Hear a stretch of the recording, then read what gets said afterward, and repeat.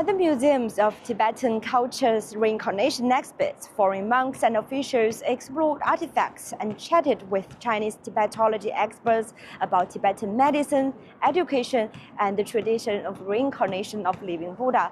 A Cambodian monk asked scholars about how reincarnated soul boys are found. During the study tour, in the museum, and they explain the boy that's selected for the Lama. That made me curious, and I want to know how the process of selection. Based on the Cambodian religious leaders' questions, Li Dechen, Deputy Director General of the China Tibetology Research Center, talked about the living Buddha reincarnation in Tibetan Buddhism with foreign guests. Li said the system started in the 13th century for monastery unity, but corruption emerged later, so methods like 10-group selection and Zamba divination were used to choose reincarnated boys. That the search for the reincarnated soul boy is a very complex religious ritual. What the central government do is not to find it, but to approve it. Only under the circumstances this reincarnated soul boy is widely recognized by the Buddhist community that he will become the next reincarnated soul boys. The central government only regulates and administers this issue according to regulations and laws. Li then talked about Emperor Qianlong's solution. He introduced the drawing of lots from the Golden Urn to end the selection chaos and corruption, making it a fair and reliable process. They said this is the people selection field, and they choose the Lama boy that are considered to be moral, to be highly respected.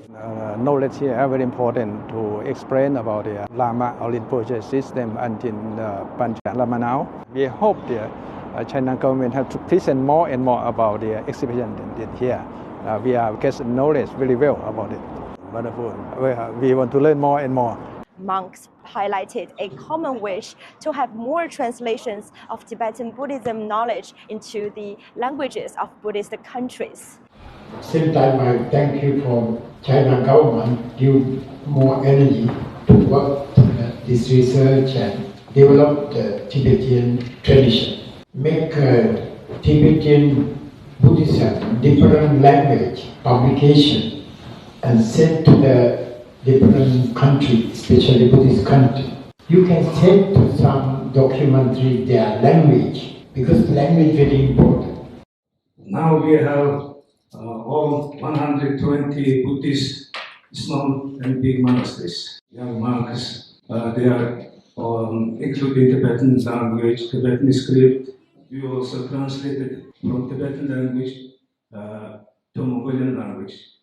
Mongolian Buddhism is much more related to Tibetan Buddhism. If we learn then Buddhism, we must research Tibetan Buddhism. Religious leaders appreciated the unique traditions of Tibetan Buddhism's reincarnation system, like the method of drawing lots from the Golden Urn. They hope that more of its rich culture, from history to Tibetan language and medicine, gets translated, allowing more people to explore and connect through it.